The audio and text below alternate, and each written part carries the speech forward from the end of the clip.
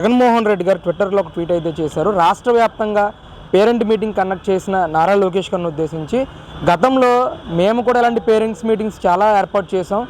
ఈరోజు ఏదో కొత్తగా చేసినట్టుగా తండ్రి కొడుకులిద్దరుగా స్టంట్లు చేస్తూ ఉన్నారు, నాటకాలు ఆడుతూ ఉన్నారు అని చెప్పి జగన్మోహన్ రెడ్డి గారు వ్యాఖ్యలు చేస్తూ ఉన్నారు. ఎలా చూస్తారు దీన్ని అసలు? జగన్మోహన్ రెడ్డి గారు విద్యలో ఎంత ప్రాముఖ్యత ఇచ్చారో, జగన్మోహన్ రెడ్డి గారు ప్రభుత్వంలో విద్య కోసం ఎన్ని కోట్లు కేటాయించారో మనందరికీ తెలుసు. గత ప్రభుత్వంలో ఆయన విద్యార్థుల పట్ల ఆ రోజు ముస్లిం సోదరులు విద్యార్థులు ఆ రోజు విదేశాలకు వెళ్ళి చదివే విద్యని కూడా ఆపేసి, మనం చూసే అనంతపూర్ జిల్లా నుంచి హిందూపూర్ చెందిన మహిళ తన కూతురు యొక్క విదేశీ విద్య సంబంధించిన నిధులు పడకపోతే సైకిల్ యాత్ర చేస్తే వినకొండ దగ్గరకు వచ్చిన ఆ మహిళను మక్బుల్ జాన్ అనే మహిళని ఆ మహిళని ఆ రోజు పోలీసుల చేత నువ్వు సైకిల్ లారీ మీద వేయించి తిరుగుటాపా పంపించిన వ్యక్తివి నువ్వు. ఇవాళ విద్య గురించి నారా చంద్రబాబు నాయుడు గారి గురించి నువ్వు మాట్లాడుతున్నారంటే దయ్యాలు వేదాలు వల్లించినట్టున్నాయి. ఇవాళ ఎప్పటికైనా చంద్రబాబు నాయుడు గారు మీరు ఒకసారి తీసుకోండి.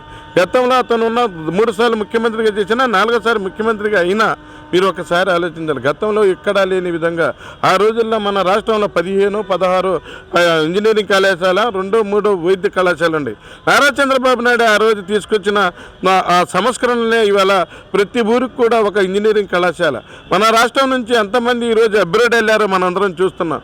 ఇవాళ పల్లెటూరులో నివసించే చిన్న చిన్న కుటుంబాల పిల్లలు మొత్తం ఈరోజు అబ్రాడ్లో సెటిల్ అయిపోయి ఈరోజు ఇవాళ పల్లె వాతావరణంలో పోయి చూస్తే ఇవాళ విశాలమైన భవంతులు కానీ విశాలమైన ఈ మంచి విశాలమైన సౌకర్యాలతోటి కూడిన భవనాలు నిర్మించి తల్లిదండ్రులకు ఇవాళ ఏ విధంగా పిల్లలు పంపిస్తున్న డబ్బులతోటి ఇవాళ పల్లె గ్రామాల్లో ఏ విధంగా అభివృద్ధి చెందుతుందో ఐటీ తీసుకొని వచ్చిన మహానుభావుడు చంద్రబాబు నాయుడు గారు అయితే పిల్లల్ని గంజాయి అలవాటు చేసిన మహానుభావుడు ఎవరంటే జగన్మోహన్ రెడ్డి. జగన్మోహన్ రెడ్డి పిల్లలకు రావాల్సిన విద్యా బకాయిలు కూడా విడుదల చేయకుండా పోతా 3,500 కోట్ల రూపాయలు అవ్వడం, విద్యా ఉన్నతి కార్యక్రమం 1,650 కోట్లు, మొత్తం 5,000 కోట్ల రూపాయల పైన ఇవాళ పిల్లలకి ఫీజు లేకుండా ఏ విధంగా ఇబ్బంది పాలు చేశారు.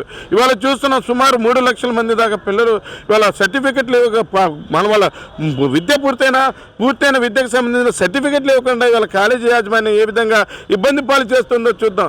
ఈరోజు సరికొత్త పథకాన్ని నారా చంద్రబాబు నాయుడు గారు తల్లిదండ్రులకు స్కూల్లో ఉన్న ఉపాధ్యాయుల మధ్య ఒక సత్సంబంధాన్ని ఏర్పాటు చేసి ఆ స్కూల్ ఏ విధంగా డెవలప్ అవ్వాలా, తల్లిదండ్రులకు విద్యార్థుల యొక్క మానసిక వేదనలు కానీ లేదా టీచర్ల ద్వారా తల్లిదండ్రులు తెలియజేసే విధంగా పిల్లలు ఏ విధంగా ఆరోగ్యంగాను ఉల్లాసంగా ఏ విధంగా చదువుకోవాలా, క్రీడలు ఏ విధంగా రాణించాలా, లేదా ఆ స్కూల్ ఏ విధంగా అభివృద్ధి చెందాలన్నా మన పేరెంట్స్ యొక్క సహకారం కావాలని చెప్పి ఒక కొత్త పథకాన్ని తీసుకొచ్చి నారా చంద్రబాబు నాయుడు గారు తల్లిదండ్రులు ఉపాధ్యాయులతోటి ఒక ఏర్పాటు చేసి వాళ్ళ సద్భవన వాతావరణంలో ఒక మంచి కల్చర్ని తెచ్చిన వ్యక్తి నారా చంద్రబాబు నాయుడు గారి గురించి ఇవాళ ట్వీట్ చేస్తున్న జగన్మోహన్ రెడ్డి.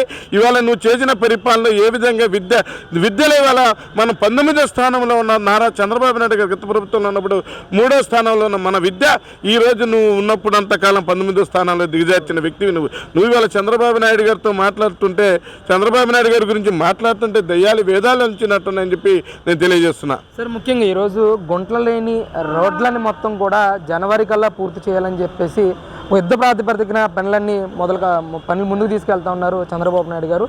మీ ప్రాంతంలో ఎలాంటి వర్కులు జరిగినాయి, అసలు ఆయన చెప్పిన విధంగా ఈరోజు రాష్ట్రంలో పనులు జరుగుతున్నాయి అంటారు? మీరు చెప్పినట్టు ఒకేనండి. నారా చంద్రబాబు నాయుడు గారు కొత్త రోడ్లు వేయాలంటే బడ్జెట్తో కూడుకున్నది. ఎక్కడైతే ప్యాచ్ వర్కులు ఉన్నాయో, ఎక్కడైతే గుంతలు పడి ఉన్నాయో రోడ్లు మరీ గుంతలు పడే దగ్గర పూర్తి రోడ్డు వేయటం, మళ్ళీ ప్యాచ్ వర్కులు ఉన్న చోట ప్యాచ్ వర్కులు చేయడం జరుగుతుంది రాష్ట్రం మొత్తం. మా నియోజకవర్గంలో కూడా నసరాపేట నియోజకవర్గంలో కూడా కోటప్పకొండ నుంచి మన కోటప్పకొండ కొత్తపాలెం నుంచి మన పెట్రుపాలెం వారి వరకు అని చెప్పి 3,95 లక్షల రూపాయలు గ్రాంట్ ఇచ్చి ఇవాళ సరికొత్త రోడ్లు వేయటమే కాకుండా ఎక్కడ ప్యాచ్లు ఉంటాయి నసరాపేట మున్సిపాలిటీ పరిధిలో ప్రతి రోడ్డు కూడా ఇవాళ ప్యాచ్లు వేస్తుంటే ఆ ప్యాచ్ల దగ్గర ప్యాచ్లు వేయించి ఇవాళ రోడ్డు మీద ప్రయాణం చేయడానికి సులువుగా ప్రతి ఒక్కరు హైగా ప్రయాణం చేసే విధంగా ఏర్పాటు చేస్తున్నారు నారా చంద్రబాబు నాయుడు గారి ప్రభుత్వం. దానికోసం ప్రత్యేక నిధులు కూడా కేటాయించడం జరిగింది. ఇప్పటికే దాదాపు అన్ని జిల్లాల్లో కూడా ఈ ప్యాచ్ వర్కులు అనేది 20 నుంచి ఇవాళ చూస్తున్నాం మనం.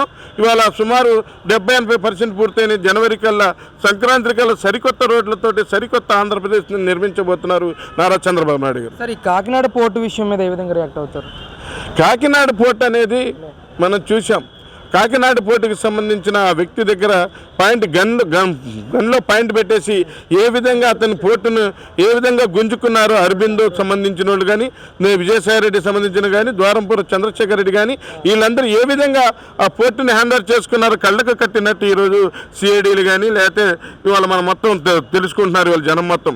ఇవాళ నారా చంద్రబాబు నాయుడు గారి నేతృత్వంలోని కూటమి ప్రభుత్వంలోని ఇవాళ మన పవన్ కళ్యాణ్ గారు కానీ వచ్చి నాదెళ్ల మనోహర్ గారు ప్రత్యేక దృష్టి పెట్టి మన టన్నుల కొద్ది వేల టన్నుల కొద్ది పేదలు తినే బియ్యాన్ని కూడా ఏ విధంగా అపహరించారో, ఏ విధంగా దొంగతనంగా ఇక్కడ నుంచి దక్షిణాఫ్రికా ఇతర దేశాలకు పంపించి అక్కడ 70-80 రూపాయలకి కొన్ని వేల కోట్ల రూపాయలు సంపాదన, సుమారు ఇప్పటి వరకు 49,558 కోట్ల రూపాయలు దోపిడీ జరిగిందంటే రాష్ట్రంలో మాఫియా ఏ విధంగా వేళ్ళు వేసుకుందో ఒకసారి మనం ఆలోచించాలి. దీని మీద ఒక యుద్ధాన్నే ప్రకటించారు ఇవాళ పవన్ కళ్యాణ్ గారు. దాని మీద ఒక దాని మీద కమిటీ వేయడం జరిగింది, ఒక సిట్ ఏర్పాటు చేయడం జరిగింది. ఆ సిట్లో కూడా బ్రిజ్లాల్ లాంటి సీనియర్ ఆఫీసర్లను పెట్టి దీని మీద అంతు తేల్చాలని చెప్పి నారా చంద్రబాబు నాయుడు గారు దాని మీద మన పవన్ కళ్యాణ్ గారు, మనోహర్ గారు, మన హోంమంత్రి గారు దీని మీద కులంకుశంగా దాన్ని చర్చించి కుక్కటి వేళ్లతో పెకిలించాలని చెప్పి ఈ కూటమి ప్రభుత్వం నిశ్చయంగా ఉందని తెలియజేస్తున్నాం. సార్, ఒకవైపు జగన్మోహన్ రెడ్డి గారు మాట్లాడుతున్నారు, జనవరి నుంచి 3వ వారం నుంచి ప్రజల్లోకి వస్తాను, ఈ 6 నెలల్లోనే కూటమి ప్రభుత్వం కుప్పకూలిపోయింది, ఇచ్చిన హామీలన్నీ కూడా గాలికి వదిలేసింది, ఇవన్నీ కూడా ప్రజలకు తెలియాలి, అలాగే ప్రభుత్వం మీద ఏదైతే భారాన్ని తీసుకొస్తేనే ఇవన్నీ కూడా చేస్తారు అని చెప్పేసి కూడా ఆయన అభిప్రాయపడతా ఉన్నారు. ఏంటి సార్, ఏం చెప్తారు?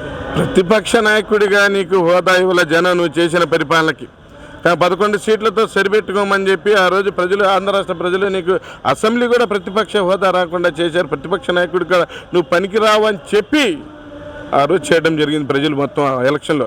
అయితే ఈరోజు నువ్వు ప్రజా సమస్యల మీద ఏ సమస్యల మీద పోరాడతారని చెప్పి మేము అడుగుతున్నాం. ఎక్కడ ఇప్పుడు అన్న దాంట్లో కూడా కూటమి ప్రభుత్వం అధికారంలోకి వచ్చిన తర్వాత 3,000 4,000 రూపాయలు చేశారని చెప్పి ఇవ్వద్దని చెప్పి వాళ్ళని ప్రజల్లోకి వస్తానన్నావా జగన్మోహన్ రెడ్డి గారు? అదే ల్యాండ్ టైటిల్ రద్దు చేసి రైతులకు కానీ భూమి యజమానులకు న్యాయం చేశారు, న్యాయం చేయడానికి వీల్లేదని చెప్పి వాళ్ళ ప్రజల్లోకి వస్తున్నారా మీరు? అదే కాకుండా మనం చూసాం వాళ్ళ ప్యాచ్ వర్కులు, రోడ్లు సుందరంగా తయారు చేస్తున్నందుకు ఏదని చెప్పి వాళ్ళ ప్రజలకు చెప్పడానికి వస్తున్నారు జగన్మోహన్ రెడ్డి గారు. ఇవాళ రాష్ట్ర బడ్జెట్లో మైనార్టీ సోదరులకు 3,400 కోట్ల రూపాయలు, అలాగే ఎస్సీలకు వచ్చేసి 19,000 కోట్ల రూపాయలు, బీసీలకు వచ్చి 39,000 కోట్ల రూపాయలు కేటాయించి వారి సంక్షేమం కోసం, వాళ్ళకి ఆర్థిక రుణాలు ఇవ్వడానికి కోసం చేసినందుకు ఇవన్నీ చేయడానికి వీల్లేదని చెప్పి ప్రజలకు చెప్పడానికి వస్తున్నారా జగన్మోహన్ రెడ్డి గారు?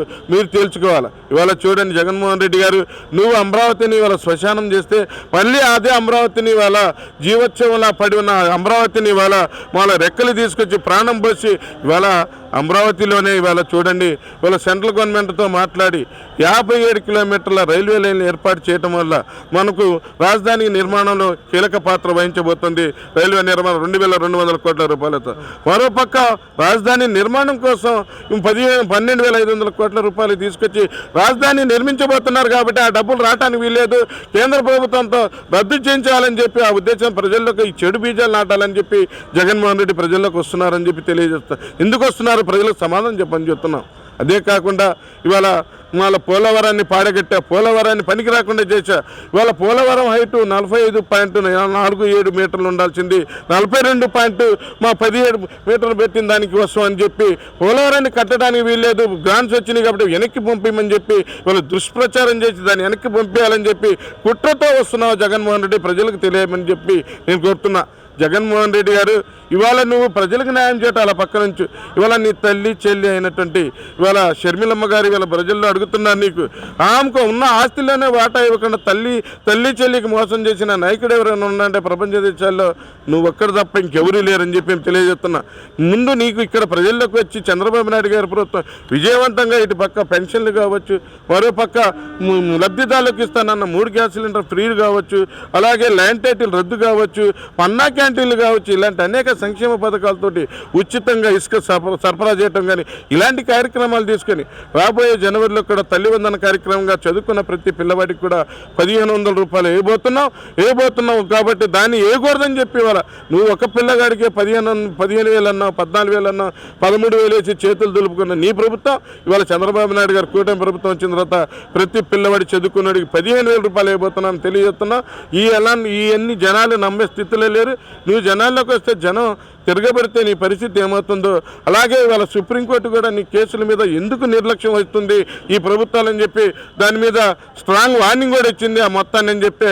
అతి త్వరలో కూడా నువ్వు జైలు పక్షి కాబోతున్నావు.